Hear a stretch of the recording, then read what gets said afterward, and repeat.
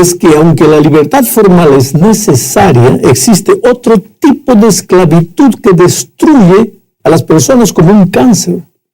Destruye a las familias, a las naciones, a la sociedad en general. Personas libres formalmente son pobres esclavas de vida.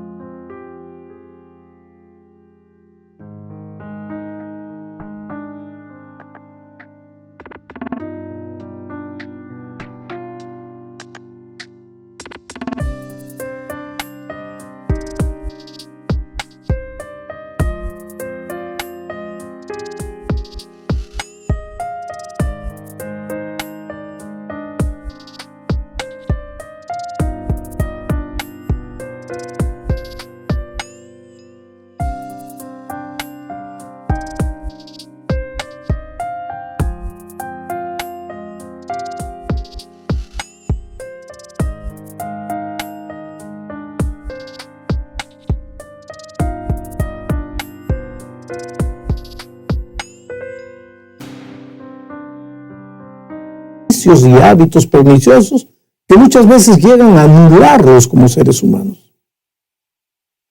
Conozco personas brillantes, extraordinarias, líderes políticos, individuos victoriosos en otras áreas de la vida, pero que al mismo tiempo son pobres esclavas del alcohol. Por ejemplo, esas personas difícilmente reconocen que son alcohólicas.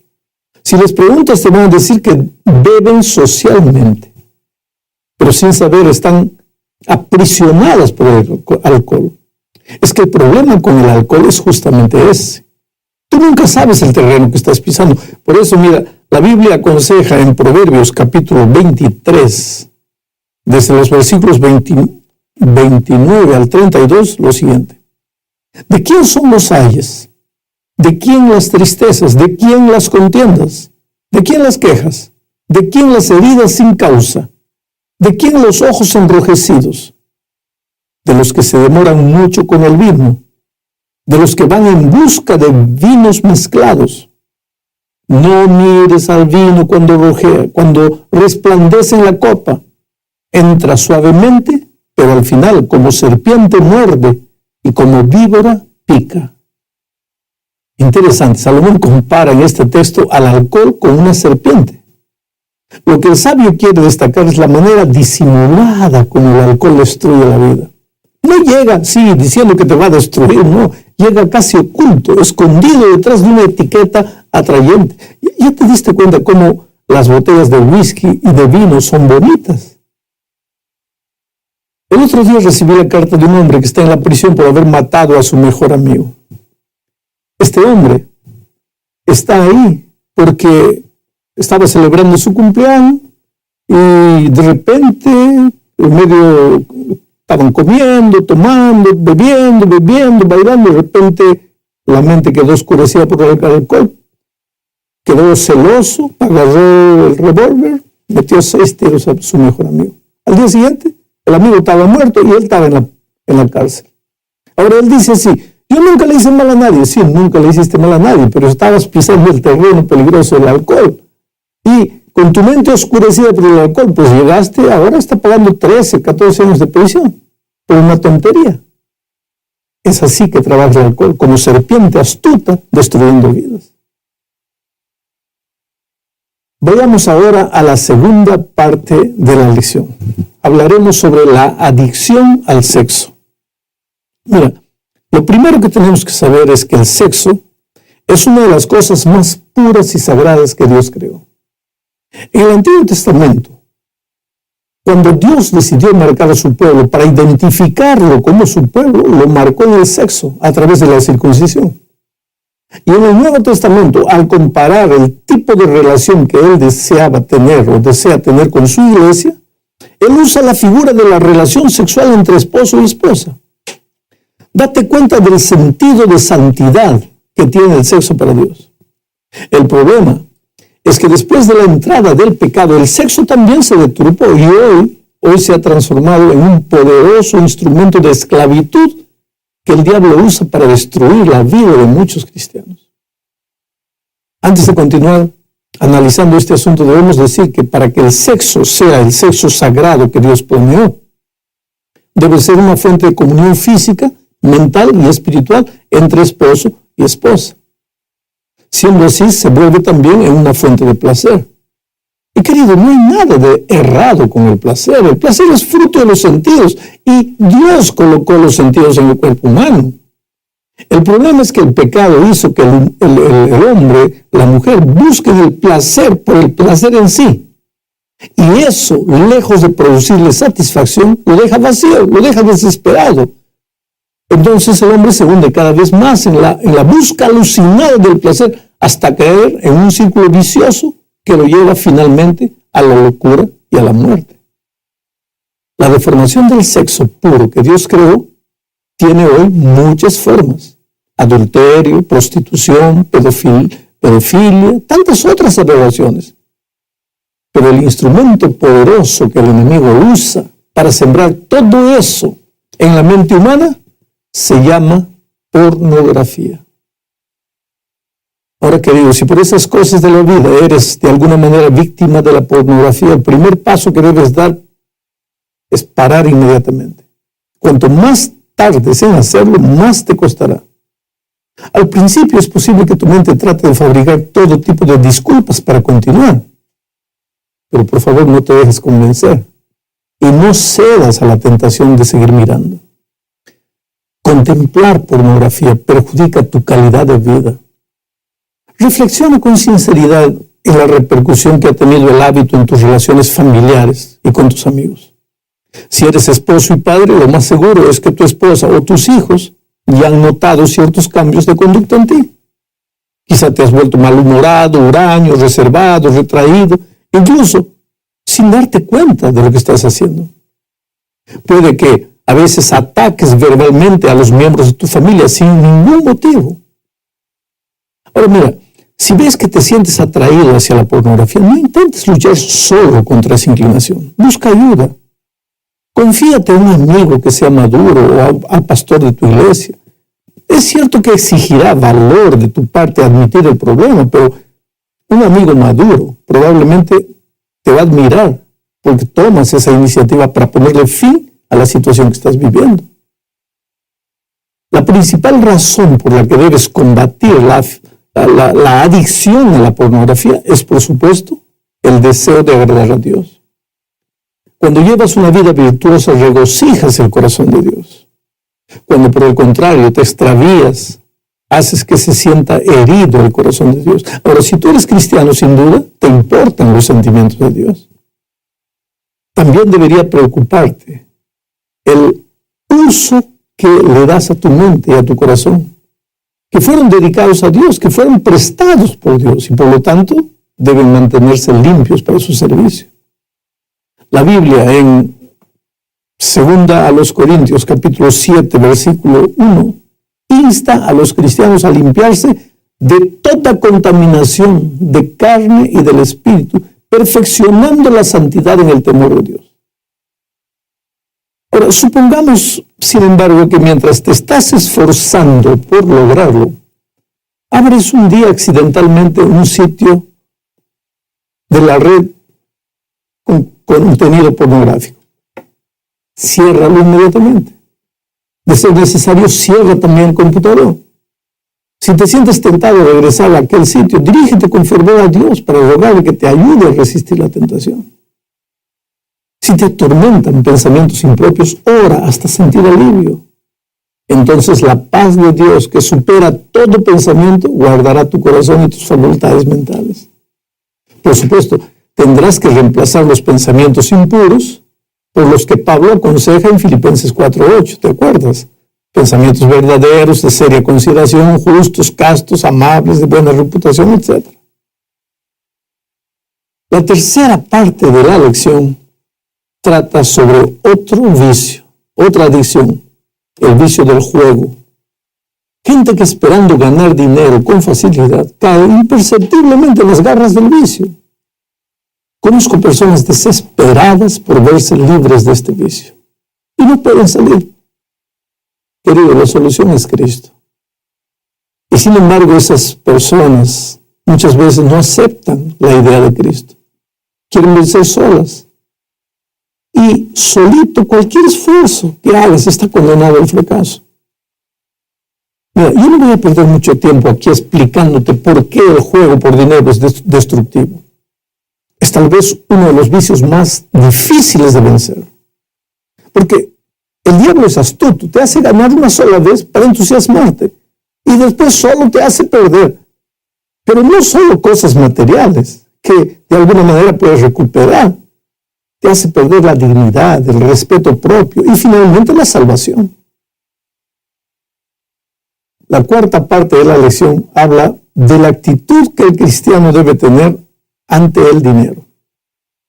Hay muchas personas en el mundo esclavas, prisioneras del dinero, no del juego por dinero, sino del dinero en sí mismo. Ahora, mira, como todo en la vida, los cristianos corremos el peligro de ir a los extremos en el asunto del dinero.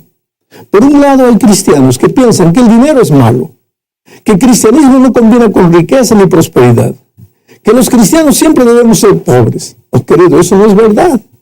La Biblia está llena de promesas de prosperidad y de abundancia. Es verdad que en este mundo a los pobres siempre los tendremos, pero en ninguna parte de la Biblia se dice que esos pobres necesitan ser los hijos de Dios. Pero, por otro lado, existen los cristianos que viven solo para hacer dinero, solo buscando dinero, y para esto gastan lo menos posible, llegando muchas veces a la avaricia, y por otro lado, corren atrás del dinero sin darle tiempo ni a Dios ni a la familia, y muchas veces entran inclusive en el terreno de la deshonestidad. Esta actitud también está errada. Pero la Biblia presenta un término medio. Salomón presenta eso de una manera sabia. Mira, en el libro de Proverbios, capítulo 3, versos 8 y 9. Aleja de mí la mentira y las palabras engañosas. No me des pobreza ni riqueza. Dame a comer mi porción de pan. No sea que me sacie y te niegue y diga, ¿quién es el Señor? O que sea menesteroso y robe y profane el nombre de mi Dios. ¡Qué equilibrio extraordinario! Dame lo suficiente. La verdad es, como ya dije, que el problema no es el dinero, sino nuestra actitud para con el dinero. El dinero tiene que estar a nuestro servicio y al servicio de la obra de Dios, y no nosotros al servicio del dinero. Tenemos que usar sabiamente el dinero y no dejarnos usar por el dinero. Llegamos al fin de la lección hablando de la adicción a la imagen personal. Aquí se podría hablar de la moda en un sentido amplio. Pedro tiene un consejo, y ese consejo está en la primera epístola de Pedro, capítulo 3, versículos 3 y 4. Y que vuestro adorno no sea externo, peinados ostentosos, joyas de oro o vestidos lujosos, sino que sea el yo interno, con el adorno incorruptible de un espíritu tierno y sereno, lo cual es precioso delante de Dios. Oh, mi amigo querido, en este asunto del arreglo personal, como en el asunto del dinero y como en cualquier otro asunto, también existen los dos extremos. Por un lado, cristianos que creen que no es necesario darle importancia al arreglo exterior. Andan todos desarreglados, vestidos de un modo lamentable, no se peinan bien, no se arreglan las uñas, en fin. Creen que el cristiano debe ser natural y debe andar así como Dios nos creó. Algunos literalmente llegan al extremo de andar como espantajos humanos. Ahora, querido, cuando Dios nos creó, éramos perfectos. Y si el pecado no hubiera entrado al mundo, pues continuaríamos perfectos. Pero infelizmente el pecado deformó las cosas bellas que Dios creó, y entre esas cosas deformó la apariencia exterior del ser humano. Por lo tanto, no existe nada de errado en querer ser bonito, en arreglarse. El problema es irse al otro extremo de creer que para ser bonito hay que seguir los padrones del mundo y de la moda, olvidándose que la moda es una industria cuyo principal objetivo no es que las personas anden bien arregladas, sino ganar mucho dinero a costas del ser humano. Si no, explícame una cosa. ¿Qué lógica tiene usar un jeans rasgado? ¿La moda inventó eso para dejarte más bonito o para sacarte el dinero? Dime, responde. Porque, querido, el cristiano feliz no necesita ser un esclavo de la moda. En realidad no necesita ser esclavo de nada y de nadie. Personas adictas a cualquier cosa son personas infelices, dependientes, aunque no lo quieran reconocer. Dios quiere que vivas libre y feliz. Por eso envió a su Hijo para ofrecerte libertad. Para verte libre del vicio del juego, de la moda o de cualquier otra adicción, es necesario que reconozcas que eres adicto. Necesitas ser consciente de que pasaste a depender de algo, de alguien, para sentirte bien y ser feliz, entre comillas. Para esto, querido, para reconocer este hecho, no se requiere de especialistas. Es simplemente parar y reflexionar. Si algo o alguien te hace feliz por un momento, pero terminada la efervescencia del momento te hace sentir infeliz y vacío, es posible que estás adicto y que eso no te hace nada, ningún bien. Quiere decir, empiezas a sentirte ansioso y lo único que calma esa ansiedad es el cigarrillo, la bebida o la acción o cualquier otro elemento exterior, objeto del vicio. Entonces, si has llegado a ese punto, tu cuerpo y tu mente han desarrollado dependencia de cierto hábito, actividad o persona. Así que debes buscar alternativas para disipar esa necesidad que crees tener. Por ejemplo, haz ejercicios, corre, anda al gimnasio, practica algún tipo de deportes. En fin, estas son actividades que te ayudarán a sentirte bien, que liberarán las tensiones, las ansiedades que usualmente te sientes incapaz de controlar. Pero todos esos son detalles. El verdadero remedio es el poder que viene de Dios. Y para esto necesitas buscar a Dios con todas tus fuerzas y llorar a sus pies, reconociendo que necesitas de Él. Controla tu mente, controla tu cuerpo, controla tus acciones. La sensación de satisfacer la adicción no puede estar por encima de tu voluntad, mucho menos por encima de ti mismo. Así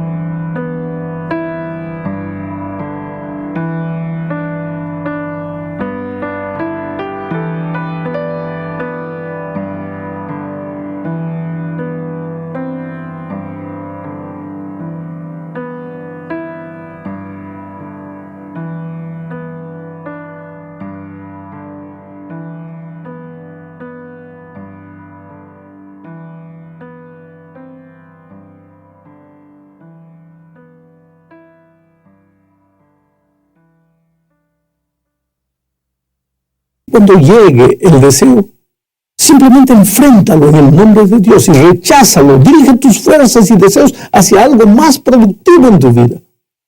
Imagínate libre del vicio. Observa desde fuera cómo se ven y cómo viven aquellos que están en la situación en que tú estabas cuando estabas prisionero del vicio. Lleno de ansiedad, de vacío, de temores, de angustias, haciéndote daño, causando